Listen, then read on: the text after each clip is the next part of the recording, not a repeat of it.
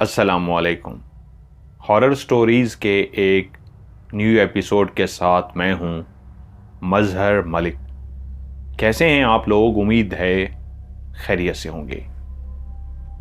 आज की ये स्टोरी जो मैं आपको सुनाने जा रहा हूं, ये मुझे भेजी है मिसेस सजाद ने लाहौर से। बहुत ज़्यादा शुक्रिया आपका। आपने बहुत ज़्यादा कहानियों की तारीफ़ की है मिसेस सजाद, और आपने भी लोगों से रिक्वेस्ट की है कि वीडियो को लाइक ज़रूर किया करें और आगे शेयर भी किया करें। एक शानदार आलीशान बंगले के अंदर एक आधी रात का मंजर था। उस एक अमीरों की बड़ी हुई सोसाइटी के अंदर कुछ घरों की लाइटें अब भी जल रही थीं, लेकिन ज्यादातर घरों की लाइटें ऑफ हो चुकी थीं। यह एक ऐसी सोसाइटी थी जहां पे सभी अमीर कबीर बड़े बड़े बंगले में रहने वाले लोग थे। इसी सोसाइटी के बिल्कुल एंड पे एक बहुत बड़ा बंगला जो अब खंडर बन चुका था। ऐसा खौफनाक, ऐसा वीरान खंडर जिसका गेट भी आधा खुला हुआ था, और इस अंदाज में वो जम सा गया था कि ना ही उसको मुकम्मल खोला जा सकता था, ना ही उसको बंद किया जा सकता था। उसके अंदर इस अंदाज में मिट्टी फंस गई थी। लेकिन जैसे ही आप गेट के अंदर से दाखिल होते तो उसका एक बहुत बड़ा लॉन, जो तकरीबन 2 कनाल पे बना हुआ खाली उसका लॉन था, जहां पे अब हर तरफ झाड़ियां ही झाड़ियां उगी हुई थी। कभी वहां पे इंतहाई खूबसूरत फूल उगते थे, नीचे घास उगी होती थी, लेकिन आज कई सालों से वीरान होने की वजह से हर तरफ खुश्क झाड़ियां थीं। दीवार के साथ साथ अब भी बेइंतहा दरख्त लगे हुए थे, लेकिन कोई भी अगर रात के इस पहर इस बिल्डिंग के अंदर दाखिल होता तो सामने बनी हुई वो इमारत, जो ऐसे खंडर का नक्शा पेश करती थी जिसको दूर से देखते ही दिल के अंदर धड़कन ना सिर्फ तेज हो जाती बल्कि जिस्म के अंदर एक झुरझुरी सी पैदा होती। उसके कमरों की दीवारें भी टूट फूट का शिकार हो चुकी थीं। वो 2 मंजिल का बना हुआ एक घर था। उसका सामने का दरवाजा, जो किसी दौर में बहुत ऊंचा और बेहतरीन नफीस कारीगरी के साथ लकड़ी का दरवाजा लगाया गया था, वो भी आधा टूट चुका था। कोई भी उसके अंदर जाना जाता तो आराम से नीचे से गुजर के उसके अंदर जा सकता था। और वहीं उसी सोसाइटी के अंदर एक घर, जहां पे रिमशा अपने बेडरूम के अंदर सो रही थी कि उसकी फिर से आंख खुल गई। उसी जैसे ही आंख खुली, उस रात की अंधेरे में जहां हर तरफ खामोशी और हर तरफ काली चादर अंधेरे की फैली हुई थी, उसने अपने जूते पहने, अपने बेडरूम का दरवाजा खोला और घर से चलती हुई बाहर आ गई। वो अपने बड़े से गेट से बाहर चलती हुई अपनी गली के अंदर चलती हुई जा रही थी, ऐसे जैसे कोई रात को वॉक करता है, लेकिन वो कहां जा रही थी कोई भी नहीं जानता था। चलते चलते चलते वो आगे गली में मुड़ गई, और इसी तरह मुख्तलिफ गलियों से मुड़ते हुए चलते हुए वो बिल्कुल उसी बंगले के सामने पहुंच गई जिसका दरवाजा आधा खुला हुआ था। आगे झाड़ियां ही झाड़ियां थीं। वो उस बड़े से गेट से अंदर दाखिल हुई, और जैसे ही वो आगे बढ़ी तो वो इर्द गिर्द घनी झाड़ियां, जिनके अब शायद कांटे भी थे, उसकी शलवार के कपड़े के अंदर फंस रही थी। लेकिन वो तो ऐसे चली जा रही थी जैसे कोई नींद में दुनिया से बेखबर, जैसे किसी ने एक रिमोट का बटन दबा दिया हो और रिमोट हो, जो रोबोट चलता हुआ अपने मंजिल की तरफ जा रहा हो। रिमशा भी ऐसे ही आंखें खुली हुई, जैसे आंखें खुली हुई, लेकिन ऐसे लगता था शायद उन आंखों को कुछ भी नजर नहीं आ रहा था। वो चलती चलती उस बड़े से गेट के सामने पहुंच गई जो कभी लकड़ी का दरवाजा था, उस बनी हुई बिल्डिंग में दाखिल होने के लिए। वो कुछ देर, चंद सेकंड उस दरवाजे के सामने खड़ी और फिर से वो नीचे झुक गई, ऐसे जैसे वो अंदर दाखिल होना चाहती हो। और उस हवेली के अंदर, उस बड़ी सी बिल्डिंग के अंदर वो दाखिल हो गई। अंदर हर तरफ खूब अंधेरा था। उस बिल्डिंग की खिड़कियां टूट चुकी थीं, जो कभी शीशे की इंतहाई खूबसूरत खिड़कियां थीं, वो जगह जगह से टूटी हुई थी। वो बिल्डिंग जो बाहर से कोई खड़े होकर देखता तो कब का उसका रंगो रोगन उतर चुका था। बारिशें होने की वजह से, मौसम की आबो हवा की तब्दीलियों की वजह से वो बिल्डिंग पूरी की पूरी स्याह हो गई थी। और उस बिल्डिंग को सबसे हैबतनाक और खौफनाक जो चीज बनाती थी वो थी उन पौधों की बेलें जिन्होंने उस बड़ी सी बिल्डिंग को अपनी ऐसी लपेट में ले लिया था कि कई बेलें उस बिल्डिंग के इर्द गिर्द चढ़ती हुई ऊपर तक चली गई थी। और ऐसे लगता था जैसे इन बेलों के बीच में कोई सांप छुपा बैठा होगा। इन बेलों को देख के लगता था कि कई सालों से इन बेलों को भी काटा नहीं गया। तो ये जो खूबसूरत बेल्स लगती हैं तराश खराश से, जब आप इनको कई सालों तक नहीं काटते तो ये इस अंदाज में बिखर जाती हैं कि एक हसीनो जमील मकान को भी हैबतनाक बना देती हैं। ये तो पहले से ही हैबतनाक था। इसकी खिड़कियां, दरवाजे टूट फूट का शिकार थे। खूब अंधेरा, और रात के इस पहर रिमशा उस टूटे हुए दरवाजे से अंदर दाखिल होके खड़ी हो गई थी।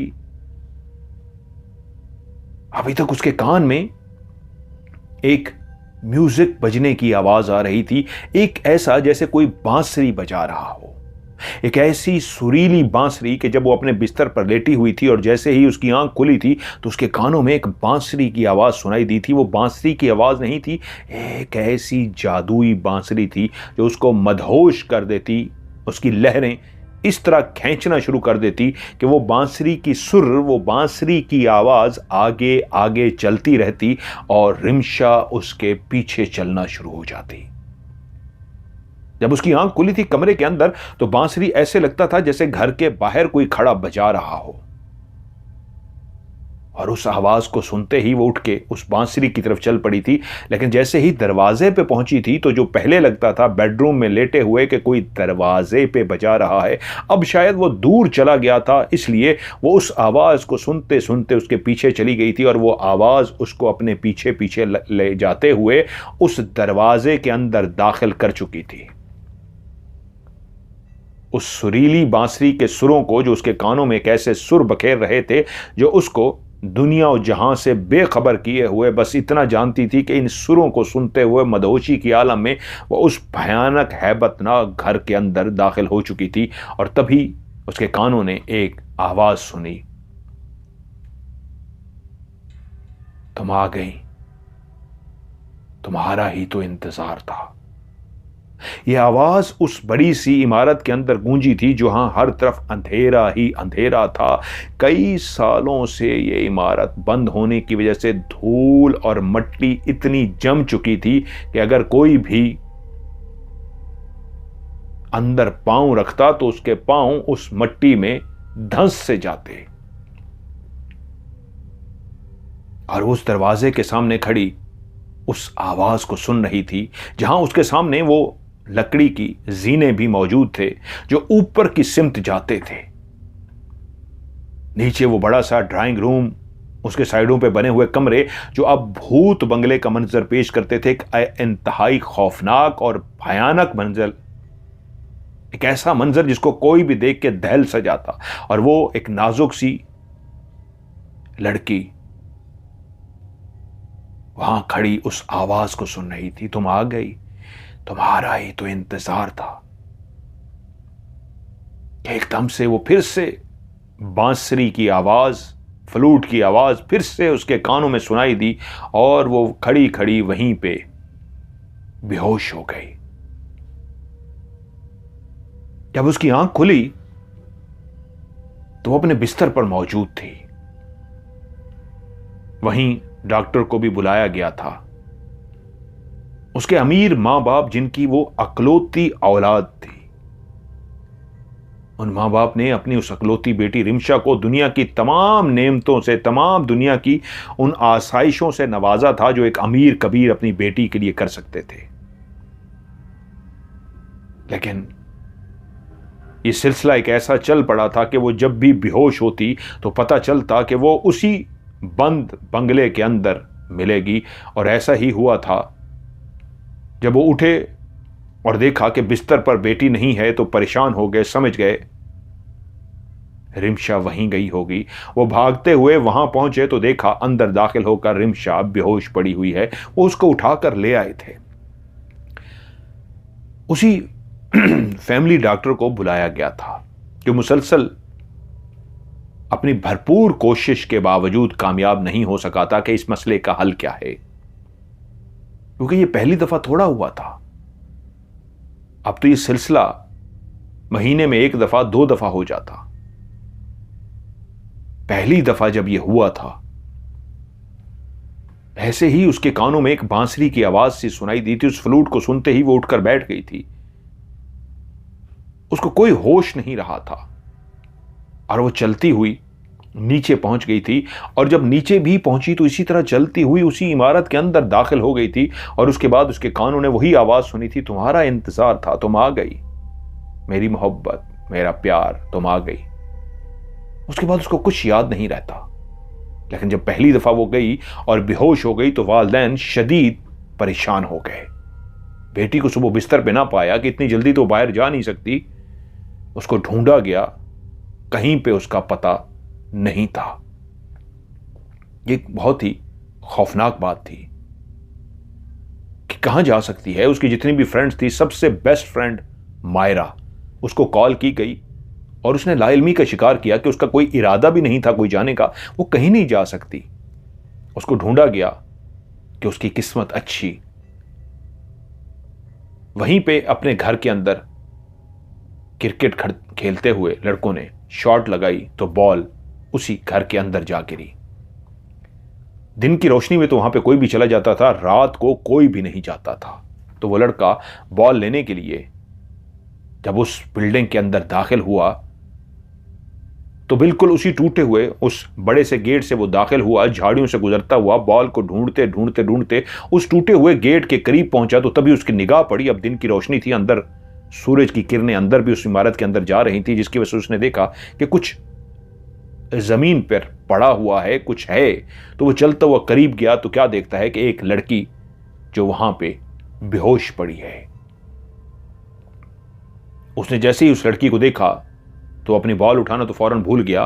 पुलिस को इत्तला की गई और जब पुलिस उस इमारत के अंदर पहुंची, उस लड़की को वहां से होश में लाया गया, उठाया गया तो फिर पता लगा कि वो इसी ही कम्युनिटी में रहने वाले एक बहुत बड़े बिजनेसमैन की बेटी है।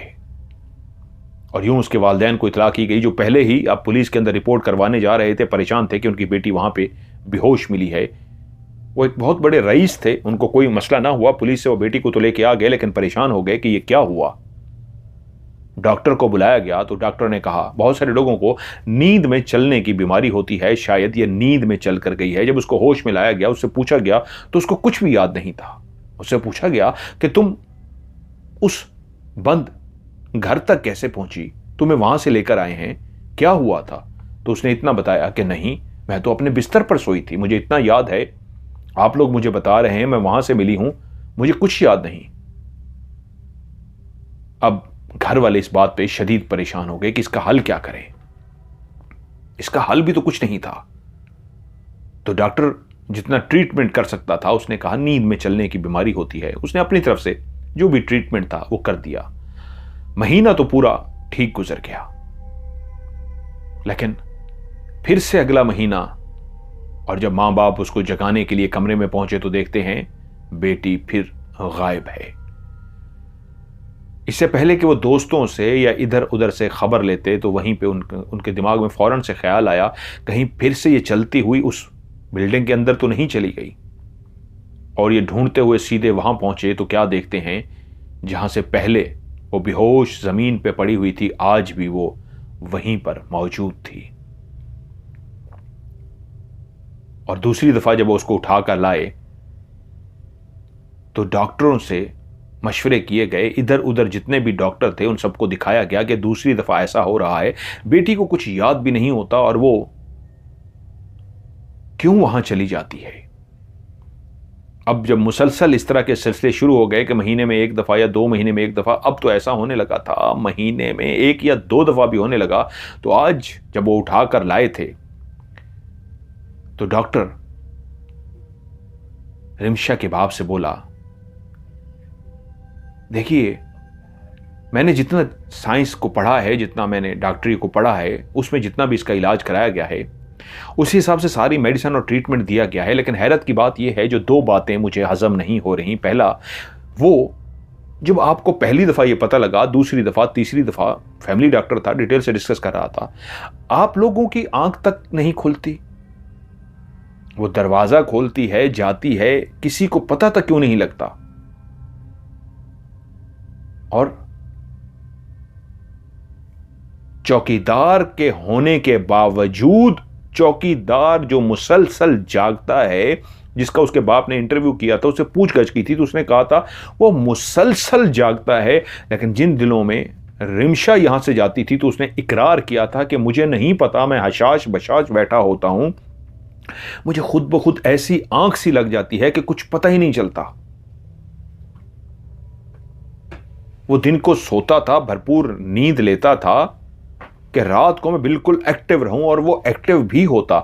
रिमशा के बाप ने, उसकी मां ने कई दफा ऊपर कमरों से झांक के देखा था कि चौकीदार अलर्ट है कि नहीं है, तो चौकीदार को हमेशा अलर्ट ही पाया था। कभी भी ऐसा नहीं हुआ था ये देखने के लिए कि कहीं चौकीदार सो तो नहीं जाता। चौकीदार मुसलसल जागता था। तो चौकीदार का यह कहना कि जिस दिन बीबी जी बाहर जाती है पता नहीं कैसे मेरी आंख लगती है जबकि मेरी नींद पूरी होती है, तो डॉक्टर यही कह रहे थे कि इन सारी बातों को देखते हुए मैं यही कहूंगा कि ठीक है, ये जो इलाज चल रहा है इसको चलने दीजिए, लेकिन आप लोग रूहानी इलाज की तरफ भी चाहिए। रिमशा को रूहानी इलाज की जरूरत भी है। मामला मुझे कुछ और लग जाता है। आप लोग जिस तरह बता रहे हैं, तीसरी दफा, चौथी दफा जब ये वाकया पेश आया तो वालदा मुसलसल जागती हैं रातों को कि बेटी चली ना जाए, ऐसा ही कहा है ना। तो रिमशा के बाप ने कहा, हाँ मैं भी, और कभी उसकी मां तो अक्सर जागती है, बेटी को देखती रहती है। लेकिन जिस रात ये वाकया पेश आता है, मां भी गहरी नींद सोती है, मैं भी गहरी नींद सोता हूं, चौकीदार भी। तो इसलिए बेहतर है आप रूहानी इलाज भी करवाइए। डॉक्टर ने मशवरा वगैरह दिया, वो चला गया। लेकिन रिमशा का बाप एक इंतहाई पढ़ा लिखा और बिजनेसमैन बंदा था। उसको ये रूहानी इलाज, ये जिन भूत, इस तरह की बातों पे कतअन यकीन नहीं था। उसने डॉक्टर से तो कह दिया, लेकिन अपनी बीवी से बोला मुझे इन बातों पे कोई बिलीव नहीं है। मैं आज के दौर में क्या अब ये किसी पीर फकीर के पास जाऊं और उसको क्या कहूं? एक जाहिल सा शख्स जिसको कुछ आता नहीं है, कुछ पढ़ा लिखा नहीं होता, वो बैठ के मेरी बेटी के झाड़ फूंक करेगा, वो मेरी बेटी पे धुएं डालेगा और चीजें करेगा। कैसी बातें करते हैं ये डॉक्टर भी। वो काफी गुस्सा हो गया। अब ये बात उसकी ज्यादा फ्रेंड्स को तो नहीं मालूम थी, लेकिन एक उसकी बेस्ट फ्रेंड जो मायरा थी, उसके नोटिस में यह बात जरूर पहुंच चुकी थी कि रिमशा रात को उसी ही सोसाइटी के अंदर मौजूद कोई ऐसा घर है, कोई ऐसी जगह है जहां पे वो पहुंच जाती है और वहां से बेहोश मिलती है। मायरा अपनी गाड़ी लेकर उसके घर पहुंची, उसके वालिदैन से इजाजत ली कि मैं इसको अपने साथ अपने घर लेकर जा रही हूं। रिमशा मायरा के साथ उसके घर पहुंची। अब वो दोनों मायरा के कमरे में बैठी थीं कि मायरा बोली, रिमशा क्या बात है, मैं तुम्हारी बेस्ट फ्रेंड हूं, मैं तुम्हारी हर बात को जानती हूं, मैं तुम्हें आज इसलिए अपने घर लेके आई हूं कि शायद तुम अपने मॉम डैड के सामने बात ना करना चाहो तो वहां पे बात करना मुनासिब नहीं था। यह हम आराम से बात कर सकते हैं। मुझे बताओ क्या बात है? तुम कैसे खुद ब खुद वहां चली जाती हो? मैंने सुना है कोई ऐसी जगह है जहां पे तुम इस तरह बेहोश मिलती हो। क्या तुम्हें कुछ याद है? वो बोली, नहीं, मुझे कुछ भी याद नहीं है। कुछ तो याद होगा यार, अपने दिमाग पे जोर डालो कि तुम वहां जाती हो, कैसे जाती हो? तुम्हें कोई लेके तो नहीं जाता ना, खुद चल के जाती होगी। क्या है, या कोई तुम्हें लेके जाता है? क्या है? वो बोली, यार मुझे कुछ भी नहीं याद। मायरा परेशान हो गई कि ये उसकी दोस्त के साथ क्या हो रहा है। और तभी रिमशा बोली, डॉक्टर ने मेरे मां बाप को एक इंतहाई घटिया मशवरा भी दिया है। क्या क्या मशवरा दिया है? मायरा बोली। तो रिमशा बोली, वो मेरे डैड से कह के गया है कि जितनी जल्दी हो सके इसकी शादी कर दें। इसकी शादी हो जाएगी तो ये ठीक हो जाएगी। शादी करती है मेरी जूती, मैं किसी से शादी करूंगी? मुझे अभी पढ़ना है, अभी तो अपना फ्यूचर बनाना है, मैं क्यों शादी करूं? तो मायरा हंस कर बोली, हाँ बात तो सही है, तेरी जूती की ही शादी होगी, तेरी शादी कहां हो सकती है? तेरी जूती जो है वो दुल्हन बन के बैठी होगी, एक दुल्हा आएगा और जूती को ब्याह कर ले जाएगा। क्या बात है? उसने जोर से कहका लगाया। तो वो गुस्से से बोली, तू मेरा मजाक उड़ा रही है? तो एकदम मायरा सीरियस हुई और बोली, तो और क्या करूं? तू तो लड़कों से इस तरह नफरत करती है, तू शादी करेगी भी कैसे? ये जो तू कह रही है पहले मैं फ्यूचर बनाऊंगी, पढ़ाई करूंगी, ये करूंगी, वो करूंगी, क्या उसके बाद भी तू शादी कर लेगी? नहीं, तू नहीं कर सकती। उसकी वजह यह है तेरे दिमाग के अंदर पता नहीं क्या भर गया हुआ है। कॉलेज में भी तूने जिस तरह, छोड़ो इस बात को। नहीं नहीं, क्या बोलो, तुम कहना क्या चाहती हो? रिमशा गुस्से से बोली। मैंने कहा, मैं यही कहना चाहती हूं, तुमने गलत किया। ठीक है, मैं तुम्हें यह मजबूर नहीं करती किसी लड़के से बात करो, कोलीग हैं यार, वो हमारे साथ पढ़ते हैं, वो स्टूडेंट हैं। तुम्हारा हमेशा अजीब सा ही बिहेव रहा है उनके साथ। और हां, मैं वो बात नहीं भूल सकती, तुमने बहुत गलत किया था। तुम्हें अदील के साथ ऐसा नहीं करना चाहिए था। और एकदम वो मंजर मायरा को भी याद आ गया। उन्हीं के कॉलेज के अंदर, उन्हें नया नया, दोनों बेस्ट फ्रेंड थी, स्कूल लाइफ से पढ़ती हुई कॉलेज के अंदर दाखिल हुई थी।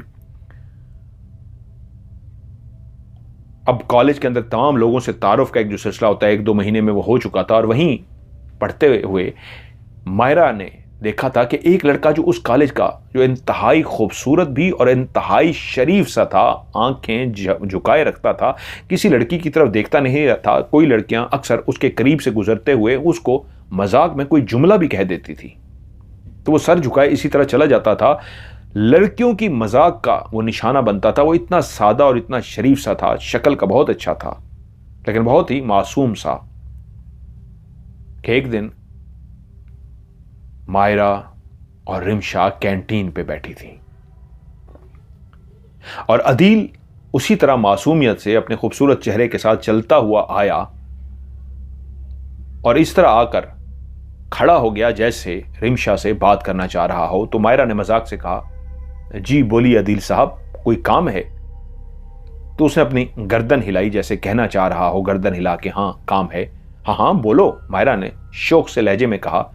तो उसने अपनी गर्दन को मोड़ के रिमशा की तरफ देखा और कहा,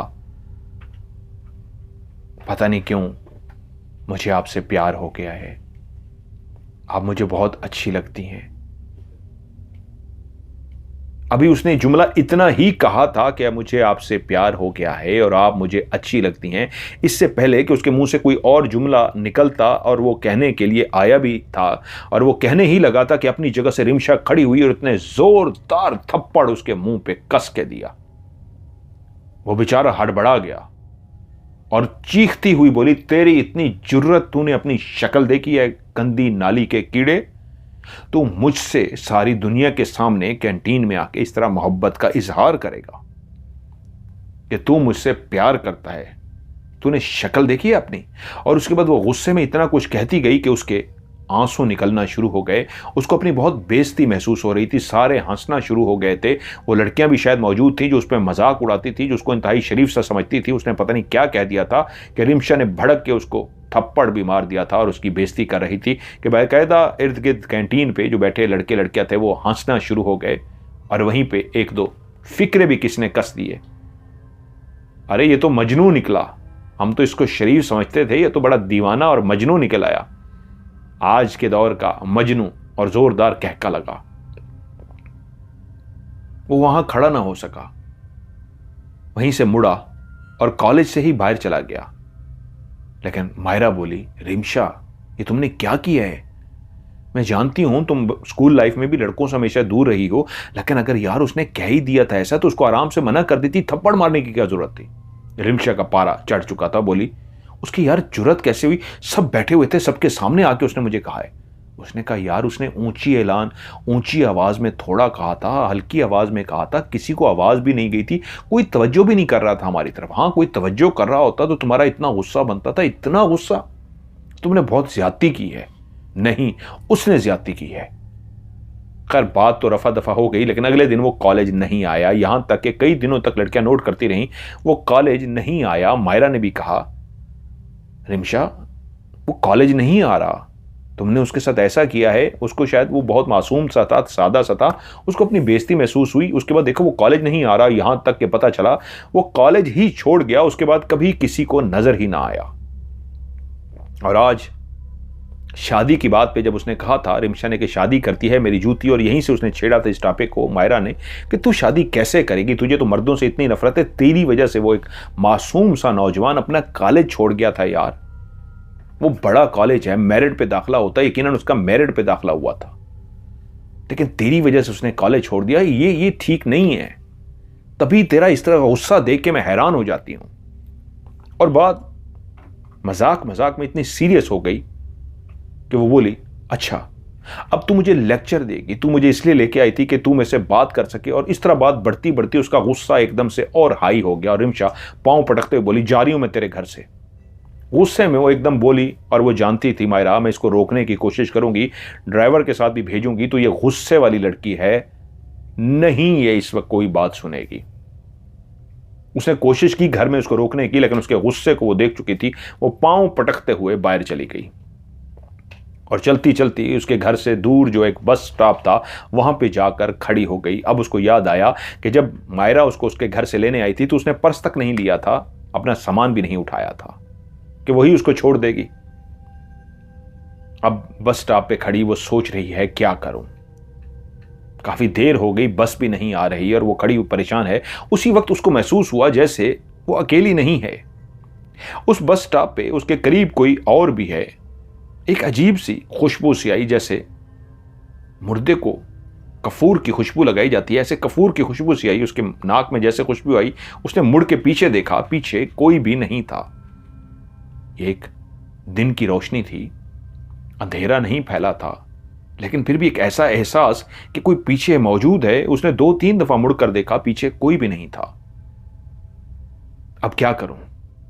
गुस्से की वो इतनी तेज थी कि मायरा के घर वापस तो जा नहीं सकती थी, और उसको पैदल चल के इतनी दूर आई थी, वापस जाती और अब खड़े इंतजार करते भी काफी टाइम हो गई थी कि तभी उसने देखा एक सफेद कलर की बड़ी सी कार, जो एक इंतहाई मॉडर्न, इंतहाई नए मॉडल की जबरदस्त सी कार थी। उस कार ने आके उसके बिल्कुल सामने ब्रेक लगाई और उस कार में से एक आवाज आ गई, मैडम आपको लिफ्ट चाहिए? नहीं, मुझे लिफ्ट नहीं चाहिए, आप जाइए। उसने देखना तक गवारा ना किया कि अंदर से आवाज आई, आपको शायद पता नहीं है कि आज बसों की हड़ताल है, आज बस ने नहीं आना, तो आप घर कैसे जाएंगी? क्या ऐसे ही खड़ी रहेंगी? आ जाइए, मैं आपको घर छोड़ देता हूं। और उसको अंदाजा हुआ, हां बस तो काफी देर पहले आ जानी चाहिए थी, बसें तो आ जाती हैं, लेकिन काफी देर से बस भी नहीं आ रही थी। उसको गड़बड़ का एहसास तो हुआ था, और वैसे भी पीछे एक अजीब सी महक और एक किसी की मौजूदगी का एहसास, वो जरा हड़बड़ा गई थी। जल्दी से जो एक बेहतरीन नफीस गाड़ी के अंदर बैठा था उसकी शक्ल की तरफ देखा तो वो तो एक खूबरू नौजवान था, एक हसीन नौजवान, और गाड़ी भी शानदार थी। यकीनन उसको डरने की जरूरत नहीं थी, वो पढ़ा लिखा भी था, शक्ल से नजर आ रहा था, और जितनी बड़ी गाड़ी में वो बैठा था वो उसी की क्लास का बंदा था, अमीर घर से। इसलिए वो दूसरी तरफ का गेट खोल के फ्रंट सीट पर बैठ गई। उसने उस सामने बैठे हुए शख्स को देखना भी गवारा न किया जो गाड़ी चला रहा था, और गाड़ी चलती रही। गाड़ी के अंदर मुसलसल एक खामोशी थी। गाड़ी चलते चलते चलते बिल्कुल उसके घर के सामने रुक गई, और वो ख्यालों में ऐसी गुम थी, शायद आज गाड़ी के अंदर बैठे हुए उसको अदील याद आ रहा था। वो मंजर जब उसने उसको थप्पड़ मारा था, वो कॉलेज छोड़ के गया था, आज उसने इसी बात को करके मायरा ने उसका मूड ऑफ कर दिया था, उसका मूड इसी वजह से ऑफ हुआ था। लेकिन अब गाड़ी में वो उसी को ही सोच रही थी कि जब ब्रेक लगे तो उसके कानों में एक आवाज आई, मैडम आपका घर आ गया। वो चौंकी और एकदम से गाड़ी का गेट खोलकर बाहर निकली। गाड़ी का उसने गेट बंद किया, लेकिन एकदम से उसके दिमाग में एक छपाका सा हुआ कि इससे पूछूं भाई इसको कैसे पता, मैं तो बोली तक भी नहीं, कोई बात तक भी नहीं की, और इसने मेरे घर के सामने रोक दी। इससे पहले कि वो उससे कुछ पूछती, गाड़ी तेजी से आगे बढ़ी और गाड़ी चली गई। वो खड़ी परेशान होकर सोचती रही कि ये क्या था, इस बंदे को मेरे घर का कैसे पता चला। खैर उसने दिमाग को झटका, वो अपने घर के अंदर दाखिल हो गई। वो अपने बिस्तर पर जाकर लेट गई ताकि उसका मूड ठीक हो जाए, और शाम तक उसका मूड बेहतर हो गया। उसी लम्हे फोन इस अंदाज में बजा कि वो अपने ख्यालों से जो गुजर रही थी चौंक पड़ी, और उसने देखा उस वक्त मां भी करीब नहीं थी जो अक्सर फोन उठा लेती थी। तो वो फोन के करीब गई, उसने फोन को उठा लिया। फोन को उठाते ही वो बोली, हेलो। दूसरी तरफ से एक आवाज आई, मैं अली बोल रहा हूं। जी फरमाइए। वो बोला, आपसे ही बात करनी है। जी मैं सुन रही हूं, बोलिए। आप बेचैन हैं ना ये सोचकर कि मुझे आपके घर का एड्रेस कैसे पता चला। आपने तो मुझे गाड़ी में एड्रेस भी नहीं बताया था, और आपको मैंने घर के बिल्कुल सामने उतार दिया। ऐसे है ना, तो आप उलझ गई और आप परेशान हो गई। कोई बात नहीं, मैं आपको ये बता सकता हूं, अगर कल आप मेरे साथ कॉफी पिए तो। अगर तुमने मुझे आज लिफ्ट दे दी तो अब तुम मुझे कॉफी के लिए बुलाओगे। मुझे कोई पूछने की जरूरत नहीं है कि तुम्हें मेरे घर का कैसे पता लगा, और दोबारा मेरे घर पे फोन मत करना। मुश्किलों से मेरा मूड ठीक हुआ है, मेरा मूड खराब मत करना। वो बोला, ठीक है मैं फोन बंद कर रहा हूं, मुझे पता है कल आपसे कॉफी शॉप में जरूर मुलाकात होगी। मिलते हैं कल, खुदा हाफिज। मिलती है मेरी जूती, ये आया अपने आप को लिफ्ट क्या दे दी कि मुझे कॉफी शॉप में बुलाएगा। उसने फोन बंद कर दिया। अगले दिन उसका मूड ठीक था। मायरा उसके पास पहुंच गई और बोली, चल मूवी देखने चलते हैं। मुझे पता है तेरी फेवरेट एक मूवी लगी है और तू हर सूरत में उसको इंजॉय करेगी। चल इस तरह तेरा मूड अच्छा हो जाएगा, चल चलते हैं। उसने उसको तैयार किया और वो दोनों तैयार हुई मूवी देखने के लिए। सिनेमा पहुंच गई। अभी मूवी को लगने में काफ़ी टाइम था, एक शो ख़त्म होता, फिर उसके बाद नए शो की उनके पास टिकटें थी। तो वो बोली, चल आजा, हम इतनी देर में चल के तेरी फेवरेट कॉफ़ी पीते हैं। वो कॉफ़ी शॉप पे बैठ गए, कॉफ़ी का ऑर्डर किया, और जैसे ही वो कॉफ़ी की चुस्कियां लेने लगी तो रिमशा के पीछे से आवाज़ आई, मैंने कहा था ना आप ज़रूर आएंगी कॉफ़ी शॉप पे। और देखिए आप कॉफ़ी शॉप आ गई, और आते ही वो साथ वाली कुर्सी पे भी बैठ गया। और वो एकदम से चौंक पड़ी कि ये क्या है, मैं कॉफ़ी शॉप पे आई हूं, मुझे तो मायरा लेके आई है। तो एकदम से उसने मायरा की तरफ घूर के देखा तो मायरा उसको गुस्से से बोली, ये तुम्हारी सारी चालाकी है, ये तुमने किया है। उसने अपने कंधे उचकाए और कहा, अरे भाई मैंने तो कुछ नहीं किया, कल तेरा मूड इतना खराब था तो गुस्से से बाहर निकल गई। अब मैं परेशान हो गई कि तुझे कैसे बुलाऊं, बुलाती नहीं, तू रुकी नहीं, और तू बस स्टॉप की तरफ जा रही थी। तो उसी वक्त मुझे ख्याल आया कि आज तो बस स्टॉप पे छुट्टी है, तुझे बस भी नहीं मिलनी, और तूने घर से पर्स वगैरह भी नहीं उठाया था। तो उसी वक्त ये मेरे कज़न हैं, फैमिली का मिलना जुलना नहीं है, नाराज़गी है, लेकिन मैं इनसे बोलती रहती हूँ। ये अभी रिसेंटली वापस आए हैं, ये बाहर रहते हैं। तो मैंने इनको फ़ोन किया, पूछा किधर हैं, तो इन्होंने मुझे बताया बस बाहर हूं। तो उन्होंने घर पे हूँ। तो मैंने कहा क्या एक फेवर दे सकते हैं? उन्होंने कहा हाँ बताएं। मैंने कहा मेरी दोस्त है, उसको फलां जगह पे छोड़ना। उन्होंने कहा मैं छोड़ देता हूँ। तो ये फौरी तौर पे तुम्हारे पास पहुंचे और जाके तुम्हारे घर पे तुम्हें इन्होंने उतार दिया। अब उसका मूड इस तरह का हो गया कि उसको कॉफ़ी भी अच्छी नहीं लग रही थी। वो बोली यार मुझे घर जाना है, मुझे नहीं बैठना। तो उसी वक्त अली बोला आई एम रियली सॉरी, आप मेरी वजह से घर जा रही हैं, मैं चला जाता हूं। आपको बुरा लगा, मैं आपसे सॉरी करता हूं। उसने झुक के ऐसे आदाब से अंदाज में आदाब किया और चला गया। मायरा उससे बोली अरे यार इतना मूड को क्यों तू ऑफ कर लेती है? क्या है उसमें?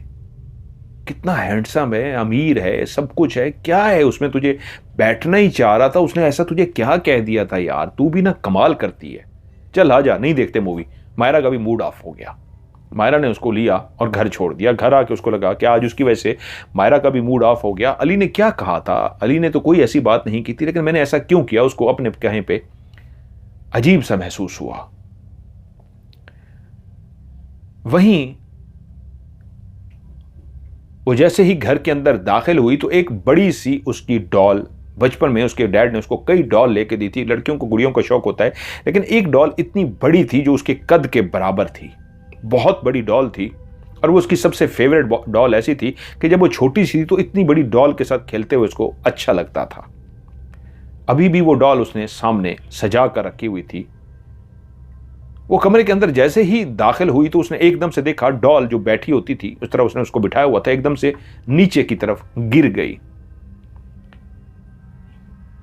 जैसे ही डॉल गिरी, उसकी फेवरेट डॉल थी, वो आगे की तरफ बढ़ने लगी। उसने दरवाजा बंद किया। उसने कहा शायद दरवाजा बंद करने की वजह से वो गिर गई है। दरवाजा बंद करते ही जैसे उसने देखा गिरी है तो वो इस तरह आगे बढ़ी कि इसको उठाकर मैं ऊपर रख दूं। और जैसे ही वो उसको उठाने लगी तो उसी लम्हे उसने देखा कि डॉल खुद से उठकर खड़ी हो गई। जैसे ही उसने डॉल को उठते हुए देखा तो एकदम से वो ठटक कर रुक गई कि ये क्या मेरा वहम है या हकीकत है। अभी वो देख ही रही थी कि तभी उसने देखा कि डॉल 2 कदम आगे चली है। और जैसे ही डॉल को उसने आगे चलता हुआ देखा है तो उसके मुंह से एकदम से चीख निकल गई है।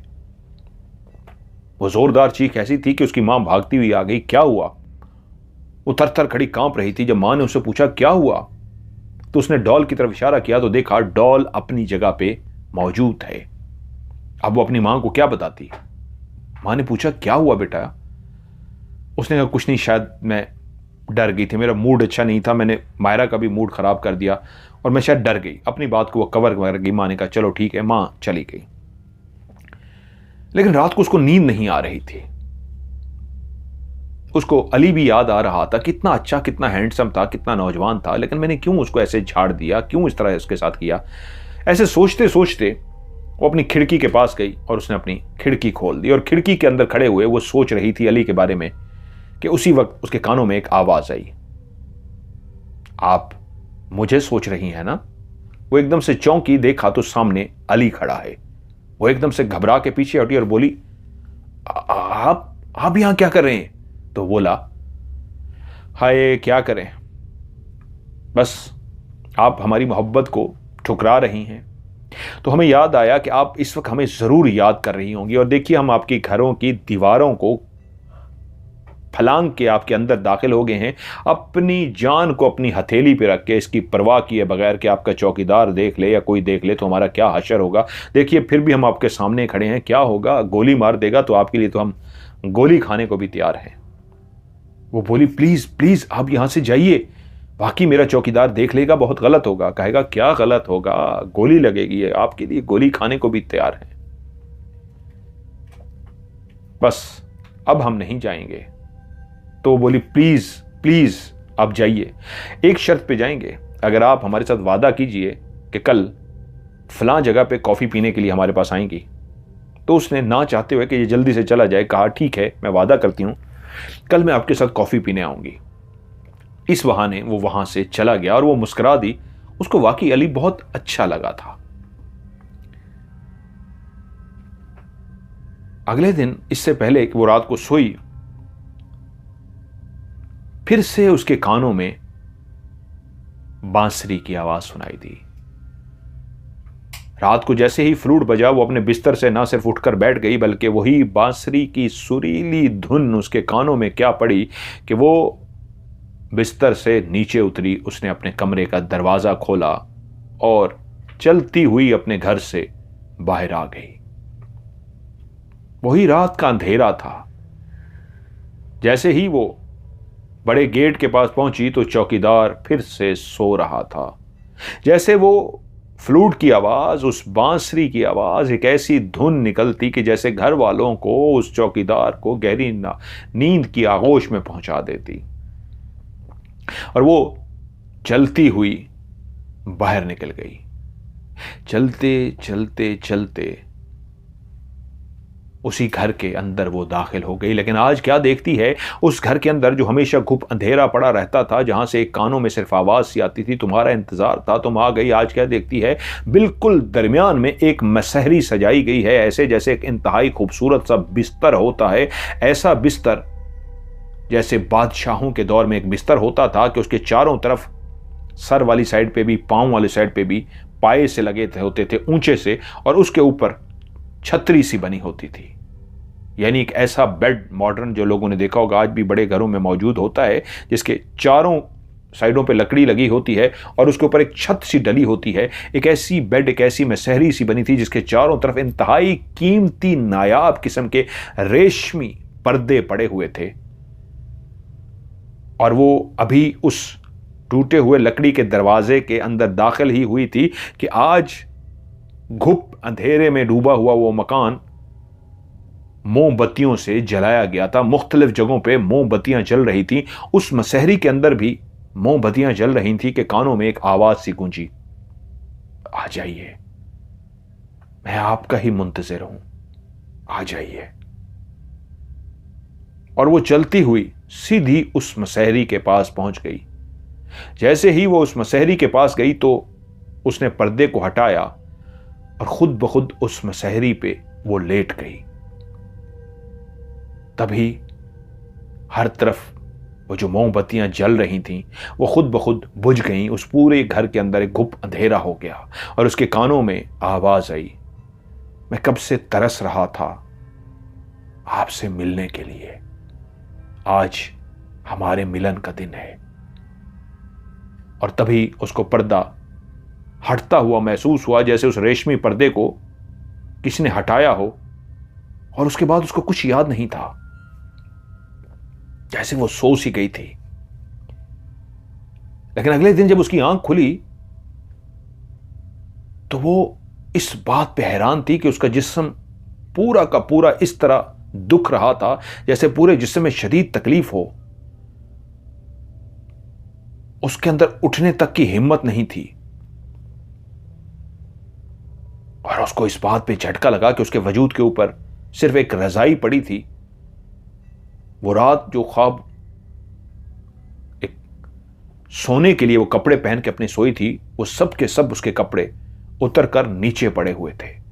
वो कभी भी बेलबास होकर नहीं सोई थी, हमेशा एक स्लीपिंग सूट पहनकर सोती थी, एक रात का सूट पहनकर सोती थी। लेकिन क्या वो देखती है, ना सिर्फ उसका पूरा वजूद दुख रहा है बल्कि उसके वजूद के ऊपर जो लिबास था वो भी नीचे पड़ा है। और एकदम से उसको आज पहली दफा ऐसा हुआ, वो सब मंजर याद आ गए कि मैं एक मसहरी के पास गई थी और कोई आया था, और उसको यहां तक भी याद आ गया कोई मेरे वजूद के करीब आया था। और उसी वक्त उसको ऐसा एहसास हुआ जैसे वाकई उसके वजूद के साथ कोई लिपटा था, उसके वजूद के साथ किसी ने एक ऐसा ताल्लुक बनाया था जिससे वो घबरा कर उठ बैठी कि ये पहली दफा था, ये ख्वाब नहीं, ये हकीकत में हुआ था कि उसको सब याद भी था। और उसकी बेलिबासी, जिस्म पे लिबास ना होना, और ये भी एहसास होना कि किसी ने उससे एक मिलन किया था, जिस्म का ताल्लुक बनाया हुआ था। तो घबरा गई कि ये क्या है। लेकिन फिर एक नकाहत सी, एक कमजोरी सी महसूस हुई कि जैसे जिस्म के अंदर अंग अंग दुख रहा है और वो बीमार बीमार सी है, लेट सी गई। सारा दिन कमरे से ना निकली। उसने तो वादा किया था अली के साथ बाहर जाने का कि वो कॉफी के लिए उसके मिलेगी, लेकिन आज उसके अंदर हिम्मत ही ना हुई कि वो उठ सकती। यहां तक कि रात तक उसकी तबीयत बेहतर हो गई। वो रात को अपने बिस्तर पर लेटी थी कि खिड़की पे बाहर नॉक हुई। वो समझ गई कोई और नहीं इस टाइम अगर बाहर होगा तो अली होगा। वो उठी और सीधा खिड़की के पास गई। जब उसने खिड़की के दरवाजे को खोला तो वाकई बाहर अली खड़ा था। उसका चेहरा बहुत उदास था, जैसे वो खफा सा हो, नाराज सा हो, और बोला, आपने मुझसे वादा किया था और आपने वादा निभा नहीं किया। मुझे बहुत दुख हुआ। मैं इसीलिए आया हूं। अगर आप कहती हैं तो आज मुझे आखिरी दफा कह दीजिए, मैं दोबारा कभी आपकी जिंदगी में नहीं आऊंगा। अगर आपको आना मेरा बुरा लगता है तो मुझे सिर्फ कह दीजिए, मेरी मोहब्बत को ठुकरा दीजिए। बस इतना कह दीजिए कि आपने मेरी मोहब्बत को ठुकरा दिया है, मैं आज के बाद कभी नहीं आऊंगा। वो बहुत मासूमियत से कह रहा था, बहुत हसीन और जमील चेहरे वाला अली ऐसा कह रहा था। एकदम से बोली, नहीं ऐसा नहीं है, ऐसा नहीं है। तो क्या आपने मेरी मोहब्बत को ठुकराया नहीं? क्या आप मिलने ही नहीं आई? वो बोली, नहीं, बस आज मेरी कुछ तबीयत ठीक नहीं थी, मैं इसी वजह से नहीं आ सकी। हां, कल मैं जरूर आऊंगी। तो क्या आप मेरी मोहब्बत को कबूल करती हैं? हां, मैं आपकी मोहब्बत को कबूल करती हूं, ये उसने कहा और वो चला गया। लेकिन अगले ही दिन फिर उसके साथ एक वाकया हो गया। उसी रात अली के जाने के बाद वो अपने टेरेस में खड़ी हो गई। अली जा चुका था और अली के बारे में ही वो मुसलसल सोच रही थी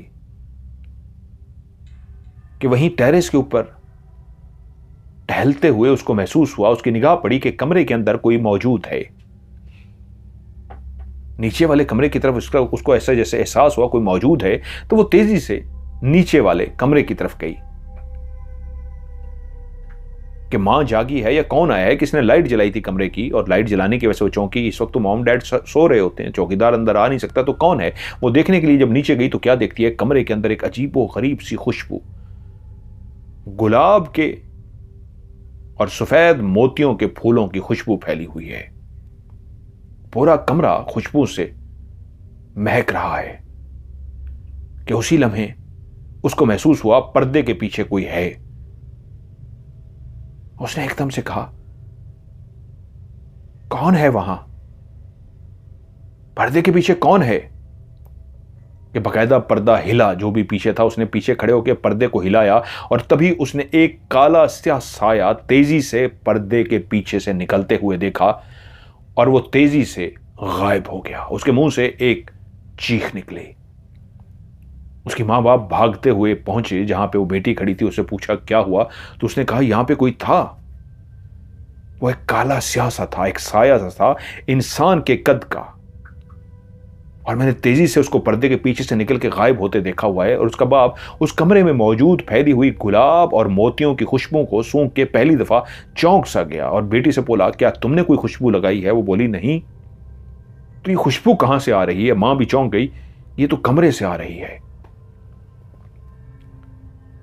वो हैरान हो गए, लेकिन बेटी को हौसला दिया और कहा कुछ नजर आ गया होगा, और उसको ऊपर कमरे में छोड़ दिया, नीचे उसके कमरे में छोड़ दिया।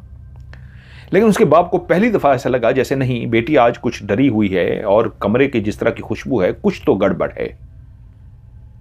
उनके वाले साहब ऑफिस में ही बैठे थे कि उनके एक बिजनेसमैन दोस्त ऐसे बातों का सिलसिला चल पड़ा और उन्होंने कहीं ऐसा जिक्र कर दिया कि उनकी फैमिली के साथ कोई इस तरह का मामला हुआ, और डॉक्टर जब ला इलाज हुए तो उनके एक जानने वाले थे, वो बुजुर्ग से थे, वो कोई पैसे वगैरह नहीं लेते थे, कभी कभी किसी का काम करते थे।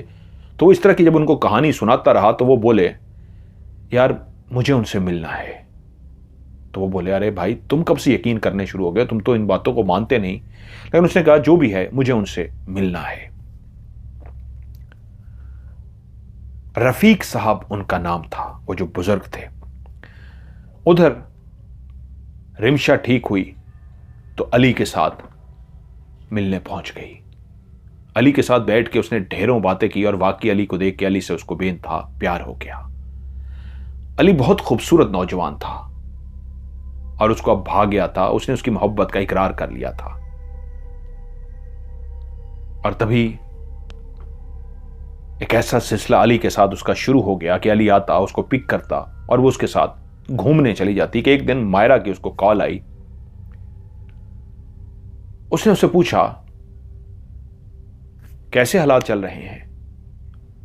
तो वो बेचैन थी मायरा को बताने के लिए, और उसने उसे बताया कि अब मैं अली के साथ मिलती हूं, और अली तुमने बताया ही नहीं, हमारी सोसाइटी में उसने घर लिया हुआ है, हमारी सोसाइटी के अंदर उसका घर मौजूद है, और मुझे वो अपने घर भी लेके गया है, वो अकेला रहता है,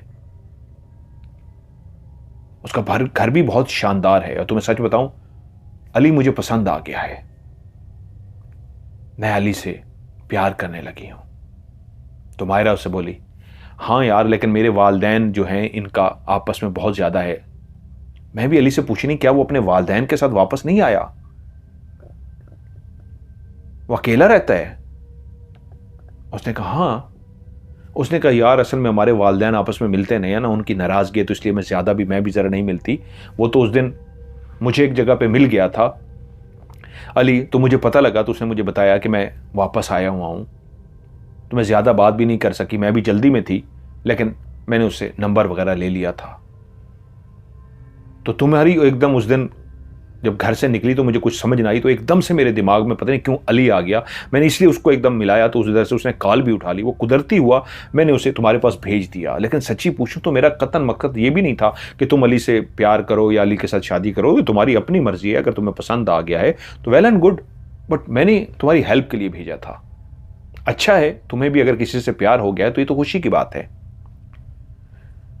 और तुम उसके घर भी जाती हो, लेकिन उसने मुझे नहीं बताया कि उसका घर कहां पे है। तो वो बोली जो हमारी सोसाइटी के अंदर वो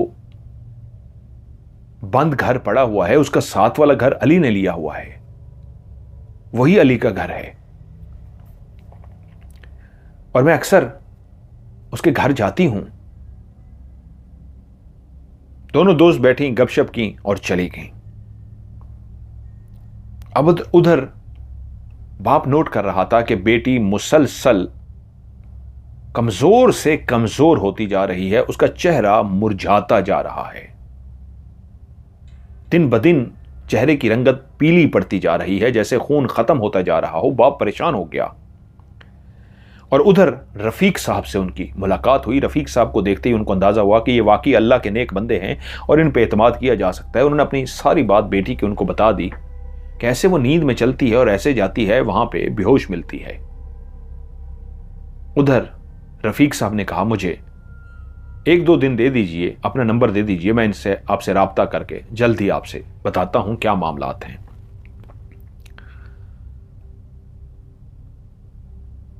रिमशा अपने कमरे में आज रात को सोई। आज अभी घर वाले जाग ही रहे थे कि उसके कानों में फ्लूट की आवाज आई। अभी मां बाप उसके सोए नहीं थे, ये उनके सोने का भी वक्त नहीं था कि वो एकदम से अपने कमरे से बाहर निकली। चौकीदार वहां पे मौजूद ही नहीं था, शायद कहीं वॉशरूम गया था या क्या हुआ था। अभी गली में भी रौनक थी कि वो चलती हुई सीधी उसी घर की तरफ जा रही थी जो बंद पड़ा हुआ घर था। और वो चलती चलती उस बड़े से गेट को अबूर करके उन झाड़ियों से चलती हुई सीधी उस बड़े से लकड़ी के टूटे हुए दरवाजे के पास पहुंच गई। और जैसे ही वो दरवाजे के अंदर दाखिल हुई तो आज फिर से मसहरी सजी हुई थी और मोमबत्तियां जल रही थीं। आज घर से निकलते हुए और इस सारे रास्ते से आते हुए उसको याद था, इससे पहले उसको ये सब कुछ भूल जाता था। आज उसको लग रहा था वो नींद में नहीं है, वो होश में है, सब कुछ उसको नजर आ रहा है। और चलती हुई जब वो उस घर के अंदर दाखिल हुई तो वो हैरान हो रही थी कि मैं इस बंद घर के अंदर क्यों जा रही हूं। लेकिन वो आवाज थी कि अगर कुछ लम्हे के लिए बंद हो जाती तो वो रुक जाती कि मैं आगे क्यों जा रही हूं। लेकिन फिर जैसे ही कानों में वो सुरीली बांसुरी की आवाज आती तो फिर से कदम चल पड़ते और चलते चलते वो अंदर दाखिल हो गई। और जैसे ही अंदर पहुंची तो आज इतनी मोमबत्तियां जलाई गई थी, मसहरी को इस तरह सजाया गया था, आज पूरा घर जगमग कर रहा था। और जैसे ही वो चलती चलती मसहरी पे गई तो क्या देखती है, मसहरी पे पहले ही कोई मौजूद है। और जैसे ही उसने देखा तो आज तो वो होश में थी। ये देखते ही उस नौजवान को वो हैरान हुई कि ये कौन है। तो उस नौजवान की आवाज आई, तुम आ गई, तुम्हारा ही तो इंतजार था। और ये वही आवाज थी जो हमेशा पहले भी सुनती आई थी लेकिन उसको याद नहीं रहती थी। और तब उस नौजवान को घूरना शुरू हुई तो उसने देखा कि इसको मैं कहीं देखा है, इसको कहीं मैं जानती हूं। कि उसी लम्हे आवाज आई, हां हां, जैसे उसने उसके दिमाग को पढ़ लिया था। जो वो खड़ी सोच रही थी उसको सोचों को भी वो पढ़ चुका था। वो एक बेहतरीन लिबास पहने हुए था और उसने कहा, अभी तक याद नहीं आया? वो थप्पड़ तो याद कर लो जो तुमने मेरे गाल पे मारा था। वो थप्पड़ याद है?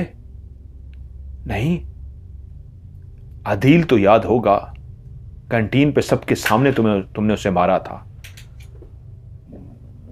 और तुमने मेरी ऐसी बेइज्जती की थी कि मैं रोता हुआ वहां से निकल आया।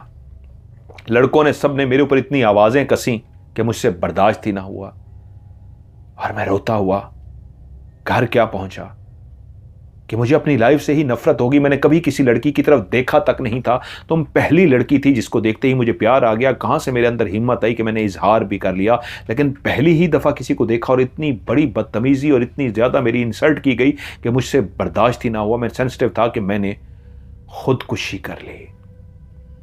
लेकिन जैसे ही मैंने खुदकुशी की तो मैंने अपने वजूद को देखा कि मेरा वजूद गिर गया है। गोली लगने से मेरा वजूद मर चुका है। मैंने अपने सर में गोली मारी थी और मैंने अपने वजूद से निकलते हुए देखा। और जब मैंने अपने आप को अपने वजूद से निकलते हुए देखा तो मैंने क्या देखता हूं कि मैं मर चुका हूं, लेकिन मेरी रूह, मेरी हमजाद खड़ा है और मैं अपने मरे हुए वजूद को देख रहा हूं। और उसके बाद मैंने सब अपनी आंखों से देखा, अपने आप को दफनाते सब कुछ देखा और फिर मुसलसल तुम्हारे करीब रहा, यहां तक कि फिर मैंने कुछ ऐसा किया कि ताकत भी हासिल कर ली और फिर अली का रूप धारा। और यह कहते हुए उसी वक्त उसने अली का रूप धार लिया। अब वही हसीनो जमील जो लिबास पहने हुए बैठा था, अब वो अली के रूप में आ गया और उसने कहका लगाया कि देख, तुझे मैंने अपनी मोहब्बत में गिरफ्तार किया, तेरे मुंह से इकरार किया, तुझे मजबूर किया कि तू मेरी मोहब्बत को कबूल कर और तूने मेरी आखिरकार मोहब्बत को कबूल कर लिया। तू मेरी बाहों में तो आ रही थी, मैं तुझे इस मकान में लेके आता, तू मेरी बाहों में तो आती थी, लेकिन मुझे सुकून नहीं आ रहा था। मैं चाहता था कि तेरे मुंह से, जिसने मुझे ठुकराया था, जिसने मुझे थप्पड़ मारी थी, मैं तेरे मुंह से सुनना चाहता था कि तू मुझसे कहे आई लव यू, तू मुझसे प्यार करती है। और वो मैंने तुझसे कहलवा दिया और तू कहती रही और अली के रूप में मैं तुझे लेके आता रहा। ये देख, उसने ऐसे हाथ किया तो वही खंडर बना हुआ घर बिल्कुल वैसे घर में बदल गया जैसे अली का घर था। जिस अली के साथ वो उस घर में जाती थी तो वो बोला यही घर था जिसको मैं बदलता था तेरे लिए, और तू अली समझ के मेरे पास आती रही है। ये अली का घर नहीं, ये मेरा ही घर है। मरने के बाद फिर यहां मैंने बसेरा ही इसलिए किया था कि तुझे बुला सकूं। और फिर वो जो आवाज तू सुनती थी, फिर तेरे घर वालों का, तेरे चौकीदार का, किसी का बस नहीं चलता था, वो सबको मैं गहरी नींद सुला के तुझे अपने पास लेके आता रहा, तुझे देखता रहा। फिर मैंने तेरे जिस्म को भी हासिल कर लिया। तेरे वजूद को हासिल करने के बाद फिर भी मुझे सुकून ना मिला, तो अली का रूप धार के मैं चाहता था कि तू मुंह से इकरार कर मेरी मोहब्बत का, और तूने मेरी मोहब्बत का इकरार कर लिया। तो आज तुझे बुलाया इसलिए है इस मसहरी में, तेरे सामने इसलिए आया हूं कि तुझे बता सकूं आज तू मरने वाली है। आज तेरी जिंदगी का आखिरी दिन है। मैं तेरे वजूद को यहीं पे फेंक के तेरी रूह को लेके यहां से दूर चला जाऊंगा और तू हमेशा के लिए मेरी रहेगी, हमेशा के लिए मेरी। उसी वक्त उसने एक जोरदार कहका लगाया। उसके जिस्म के ऊपर जो भी एक कीमती महंगा लिबास था वो लिबास गिरना शुरू हो गया और नीचे से एक ढांचा था जो बिल्कुल हड्डियों का ढांचा था, और उसके ऊपर चेहरा एक इंसान का, अदील का चेहरा, और नीचे हड्डियों का ढांचा जो जोर जोर से कहका लगा रहा था कि तेरा आखिरी वक्त आ गया, अब तू मेरी होने वाली है, हमेशा से मेरी। और उसी वक्त रिमशा के मुंह से एक जोरदार चीख निकली और वो बेहोश हो गई। रिमशा की जब आंख खुली तो वो शायद मर चुकी थी। उसने आंखें खोलते ही देखा ऊपर छत है। उसने इर्द गिर्द गर्दन को घुमा के देखा तो अपने बाप को पाया, मां को पाया, और एक बुजुर्ग हस्ती भी वहां पे मौजूद थी, और मायरा भी मौजूद थी। क्या मैं मर चुकी हूं? अगर मैं मर चुकी हूं तो मेरी दोस्त मायरा, मेरे मां बाप और ये कोई बुजुर्ग भी मौजूद है। मैं कहां हूं? तो उसने पहला जुमला ये कहा, मैं कहां हूं? तो वो बुजुर्ग बोले, बेटी तुम अपने घर में हो, खुदा का शुक्र है तुम होश में आ गई। और तभी वो रिमशा के वालिद की तरफ मुतवज्जो है और कहा, खुदा का करम हो गया, ना सिर्फ बेटी होश में आ गई बल्कि अब आपको परेशान होने की जरूरत नहीं है। वो हमेशा के लिए जा चुका है, अब वो इसकी जिंदगी में कभी नहीं आएगा। मैं कुछ पानी दम करके देता हूं, बेटी को कुछ दिन पिलाइएगा और ये हिफाजती इकदाम कीजिएगा, अब परेशान होने की जरूरत नहीं। पानी दम करने के बाद और कुछ हिफाजती इकदाम बताने के बाद उन्होंने इजाजत चाहिए। रिमशा के वालिद उनको छोड़ने के लिए बाहर की तरफ गए तो रिमशा की मां ने अपनी बेटी के माथे पे बोसा दिया और खुशी से कहा, आज के बाद मेरी बेटी के साथ कुछ भी नहीं होगा। आज के बाद मेरी बेटी हमेशा खुश रहेगी। मेरी बेटी ने जो भी परेशानी, जो भी मुसीबत देखी, आज हमेशा के लिए वो खत्म हो चुकी है। और मायरा ने अपनी दोस्त का हाथ पकड़ते हुए कहा, अब कैसा महसूस कर रही हो? उसने गर्दन हिलाई और कहा, हाँ मैं ठीक हूं। तो वो बोली, बस जल्दी से ठीक हो जाओ, अब हम खूब फन करेंगे और खूब एंजॉय करेंगे, और जिस मुसीबत से तुम्हें छुटकारा मिला है इस पे तो हम जश्न मनाएंगे कि हमारी दोस्त जो इतने अरसे से एक मुसीबत का शिकार थी वो खत्म हो गई है। लेकिन वो एकदम बोली, बट ये सब हुआ कैसे? तो उसी वक्त मायरा बोली, जो लिखा होता है वो होके रहता है। शायद तुम्हारे साथ भी होना था। मेरा वो कजन जिसके साथ हमारी फैमिली की बोलचाल बंद है, हम काफी ऐसे से नहीं बोलते, जिस तरह मैंने तुम्हें बताया वो मुझसे मिला था, और जब मुझे पता लगा वो आया हुआ है और तुम उस दिन घर से बाहर चली आई तो मैंने उसे फोन कर दिया क्योंकि उसने मुझे अपना नंबर दिया था। लेकिन कल ही पता चला कि अली अमेरिका में रोड के एक हादसे में 6 महीने पहले मर चुका है। और जैसे ही ये मुझे खबर मिली तो मैं एकदम से घबरा गई और तुम्हारे वालिद साहब को फोन किया। तुम्हारे वालिद साहब ने फोन उठाया, वो शायद घर पे थे। मैंने पूछा, रिमशा कहां है? तो वो घबराए हुए बोले, क्यों, क्या हुआ है? रुको मैं उसको बुला कर लाता हूं। वो बुलाने के लिए गए तो तुम कमरे में नहीं थी, और उसी वक्त बोले वो कमरे में नहीं है। तो मैंने उन्हें बताया, अंकल मेरा कजन जिसका नाम अली है वो मर चुका है, और जल्दी से मैंने सारी बात उनको बता दी। अभी उन्होंने फोन बंद ही किया था कि उन्होंने रफीक साहब से राब्ता किया, जिस बुजुर्ग हस्ती को तुमने अभी देखा है उनसे राब्ता किया गया। मैं भी फौरी तुम्हारे घर पहुंच गई और रफीक साहब फौरी आए और उन्होंने पढ़ाई की, और वो पढ़ते हुए उसी ही घर के बाहर पहुंचे जहां पे तुम बेहोश मिलती थी।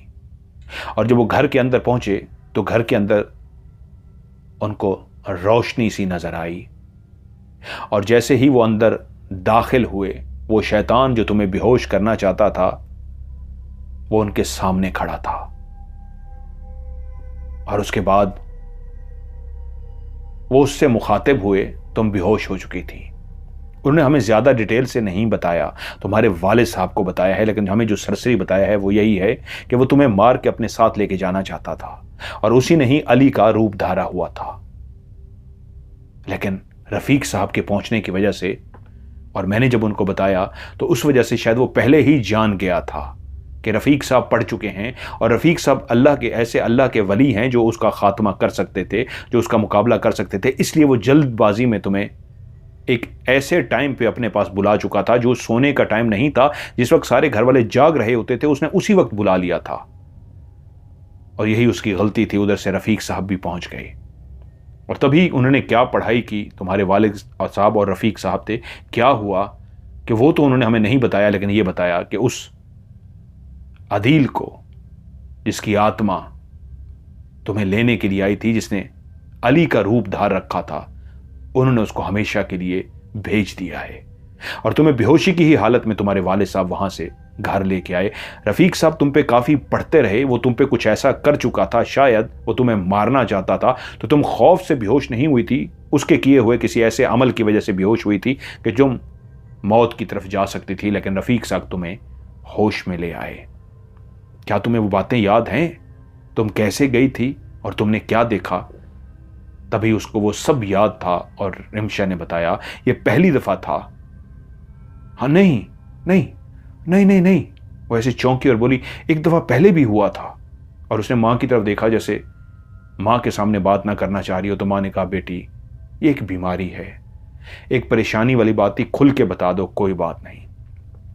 तो उसने इशारों में ये बात बता दी कि एक दफा पहले भी मैं ऐसे गई थी और मुझे वो याद रहा था, लेकिन मैं डर गई थी, मैंने बताया नहीं था। मैं अली की मोहब्बत में ऐसे गिरफ्तार हो गई थी कि फिर अली के साथ मसरूफ हो गई, लेकिन वो अली नहीं था, वो अदील था। और फिर उसने वो सारा कुछ बता दिया कि कैसे कल रात वक्त से पहले जब माँ बाप भी जाग रहे थे, चौकीदार नहीं था, तब मुझे याद था एक आवाज़ आती थी मेरे कानों में और उस आवाज़ की वजह से मैं खिंची चली जाती थी। और उसी ने मुझे बताया था कि वो आवाज़ जो एक बांसुरी की आवाज़ आती थी, उस आवाज़ की वजह से मैं ऐसी गुम हो जाती थी कि मेरे माँ बाप भी बेहोश हो जाते थे, एक नींद की आगोश में चले जाते थे, और चौकीदार भी बेचारा जो जाग रहा होता था, उस फ्लूट, उस बांसुरी की आवाज़ की वजह से वो भी बेहोश हो जाता और फिर वो मुझे अपने पास बुला लेता था। और वहाँ जो कुछ भी हुआ उसने वो सारा कुछ बता दिया कि कैसे वो मुझे मारना चाहता था। और बाकी तुमने बताया कि रफ़ीक साहब मेरे वालिद साहब के साथ वहाँ पहुँचे और यूं मेरी ज़िंदगी बच गई। उसके बाद वो आहिस्ता आहिस्ता सेहतयाब होती गई, कई दिनों तक घर से बाहर ना निकली, जैसे रफ़ीक साहब ने कहा था वैसे करते गए। रफ़ीक साहब मुसलसल उनके घर में जाते, पानी दम करके देते, उनके घर के ऊपर पानी का छिड़काव करते। इसके बावजूद कि वो जा चुका था, उसको हमेशा के लिए भेज चुके थे, फिर भी वो हिफाजती इकदाम करते रहे, क्योंकि उनका कहना यह था वो बहुत ताकतवर हो चुका था, लेकिन वो उसको भेज चुके थे। कई दफ़ा रिमशा ने पूछने की कोशिश की आपने कैसे भेजा, उसने कहा नहीं बेटी इसको छोड़ दो, वो तुम्हारी ज़िंदगी से जा चुका है। उसके बाद रिमशा ना सिर्फ सेहतयाब हो गई, बल्कि उस रफ़ीक साहब के ही कहने पे उन्होंने कहा बच्ची की जल्दी से अब शादी कर लें, ताकि ये अपनी ज़िंदगी जब किसी के साथ मुसलसल गुजारेगी, जब ये 1 से 2 हो जाएंगे, अब ये अकेली नहीं सोएगी, इसका लाइफ पार्टनर, इसका होने वाला शौहर इसके मुसलसल साथ होगा, तो दोबारा भी इसकी ज़िंदगी में कभी कुछ नहीं आएगा। और सबसे बड़ी बात, शादी करने से ये सब कुछ भूल जाएगी। अगर अकेली हुई, रात को कभी इसकी आंख भी खुल गई, तो ये याद होकर भी परेशान हो सकती है। यूं फौरी तौर पे उसके लिए रिश्ता देखा गया, जो वाकई एक बहुत ज़बरदस्त रिश्ता था, और यूं रिमशा की शादी कर दी गई और रिमशा अपने शौहर के साथ एक खुशियों भरी ज़िंदगी गुजारती रही। लेकिन उधर रफ़ीक साहब ने वो सारा मंजर उसके वालिद को और मायरा को बता दिया था, उसकी माँ को। मायरा भी बैठी थी, मायरा उसकी माँ, रिमशा की माँ और वालिद बैठे थे। रफ़ीक साहब ने सब बता दिया था, कैसे वो फ्लूट बजाता था, कैसे इसको बुलाता था और कैसे ये चलती हुई जाती थी और वहाँ पे क्या कुछ होता था। वो सब पढ़ाई से चेक कर चुके थे। वो खुद इनके घर आना चाहते थे, लेकिन जैसे ही रिमशा के बाप ने रफ़ीक साहब को फ़ोन किया तो पहला जुमला उन्होंने यही कहा कि वक्त बहुत कम है, मैं खुद इंतज़ार में था आपकी तरफ आने के लिए, शुक्र है आपने फ़ोन कर लिया, मैं फ़ौरी रवाना हो रहा हूँ। उधर से रिमशा के बाप परेशानी में बोले मैं भी इसलिए फ़ोन कर रहा था, रिमशा नहीं है। वो बोले मुझे पता है कहाँ है, मैं आ रहा हूँ। और वो फ़ौरी तौर पर पहुँच गए थे और उन्होंने सब कुछ बता दिया था, जो रिमशा ने भी सुन लिया था, लेकिन कहा था मायरा ने सुन लिया था, लेकिन उन्होंने कहा था रिमशा को ना बताया जाए। रिमशा को कम बताया गया, लेकिन उसके बाद रिमशा हमेशा खुश रही। वक्त गुजरता रहा। बहुत अरसे बाद मायरा ने ये वाली कहानी इसलिए बताई कि किसी के साथ भी ऐसा हो सकता है। तो हमेशा किसी को दुख देते हुए, तकलीफ देते हुए, एक छोटी सी गलती करते हुए आप ये भूल जाते हैं कि वो एक छोटी सी गलती कितनी बड़ी आपको सज़ा दे सकती है। तो मैं अपनी दोस्त का, उसके वालिद का, माँ का, सबका नाम तब्दील करके ये कहानी इसलिए बता रही हूँ कि कभी भी ऐसा मत करना, किसी का दिल मत दुखाना।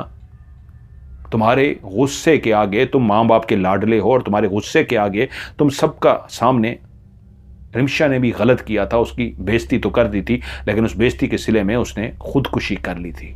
इसलिए उसकी आत्मा बदला लेने आई थी। इस कहानी को बताने का मतलब यह है, खुदारा किसी का दिल मत तोड़ा करें, किसी को ऐसी सज़ा मत दें कि उस सज़ा के बदले वो अपनी जान से हाथ धो बैठे। और जब कोई इंसान जान से हाथ धो बैठे तो फिर वो वापस भी लौट के आ सकता है।